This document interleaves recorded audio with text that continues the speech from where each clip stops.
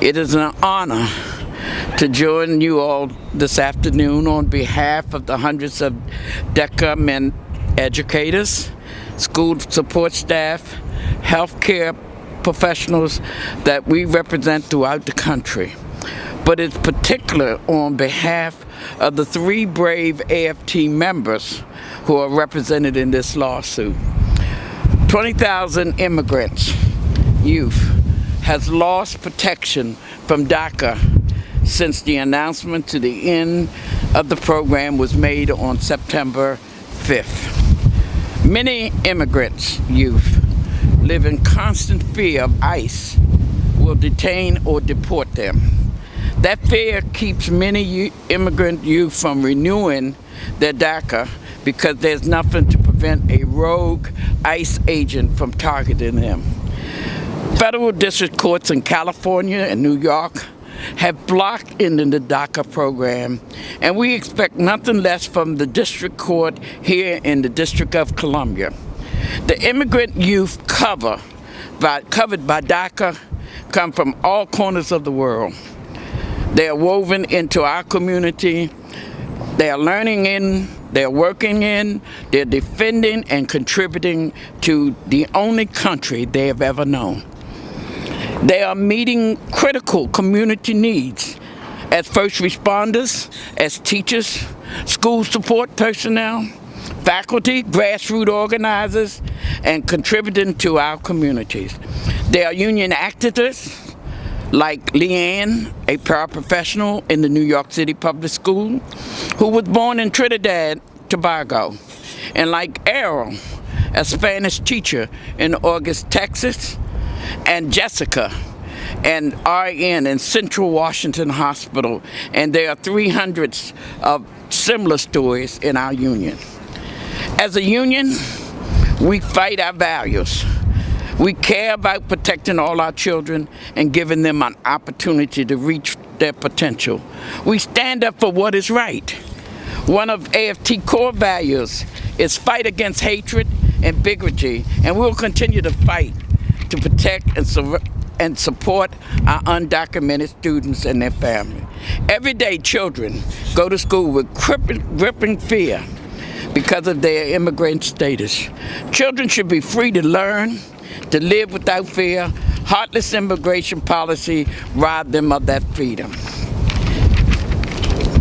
Immigrant youth and their families from the threat of deportation. We seek a solution that is centered around inclusion, opportunity, compassion, and not exclusion and deportation and bigotry. Thank you. On behalf of the UFCW, I am proud to stand with our partners in the NAACP and the American Federation of Teachers to say, whether it's building walls on the border or building walls in our communities, none of these bring us closer to ending the nightmare of uncertainty that every DACA recipient has been forced to endure. What we really need right now is to see uncompromising leadership from our elected officials. We need a bipartisan legislative fix, and we need it now. But while we wait for that, we cannot stand idly by while our country betrays 800,000 DACA recipients.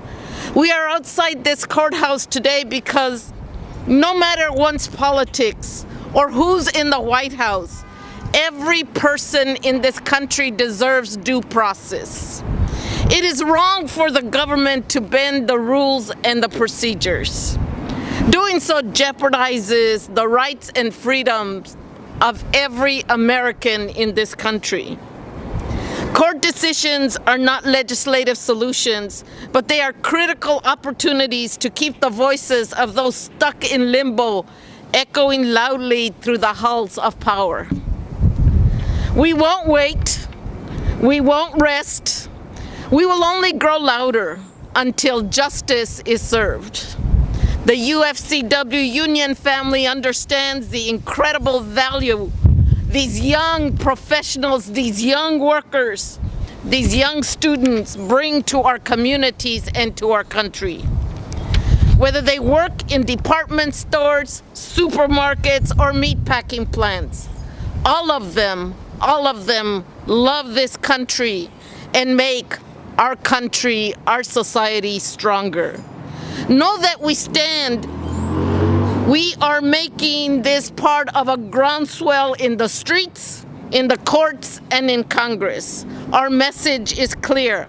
Americans don't want walls.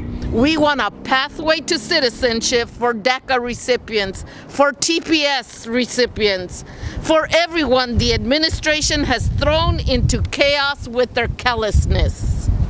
We want to build a better economy with bold and uncompromising vision for workers. And this requires that everyone be able to join us at the table. Today is just one small step, but believe this, no matter how big this boulder in front of us may be, we can and we are able to do much more in America. Thank you. Good afternoon.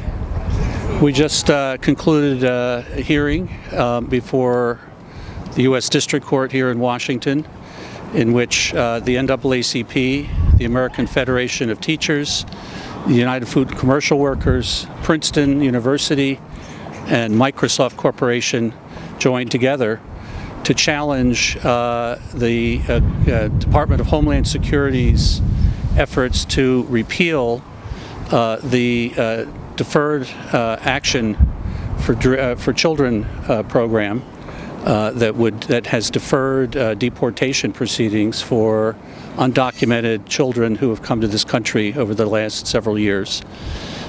We challenged it on grounds that it was an unlawful action of the agency, and some portions of it violated the due process rights of what we call the Dreamers. The Dreamers are among the people who are members of the NAACP, the AFT, the UFCW, students at Princeton, and employees at Microsoft. And we felt that the court fully understood our arguments, gave us a long, multi-hour hearing, and we are looking forward to a ruling as quickly as the court can issue one. And in the meantime, because of rulings by other courts, significant portions of this effort to rescind the DACA program have already been put on hold. Significantly, the efforts today, however, we have asked the court to declare the agency action to rescind the DACA program to be unlawful.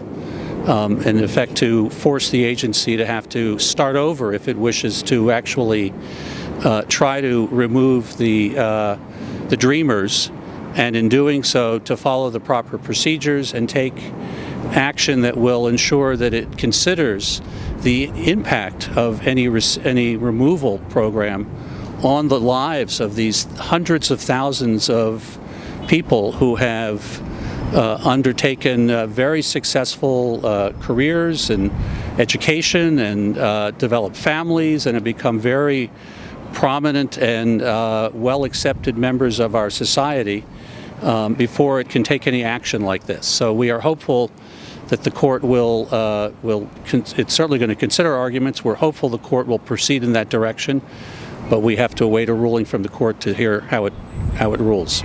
More than 700,000 residents of the United States are enrolled in the DACA program. They were brought here, each and every one of them, as children.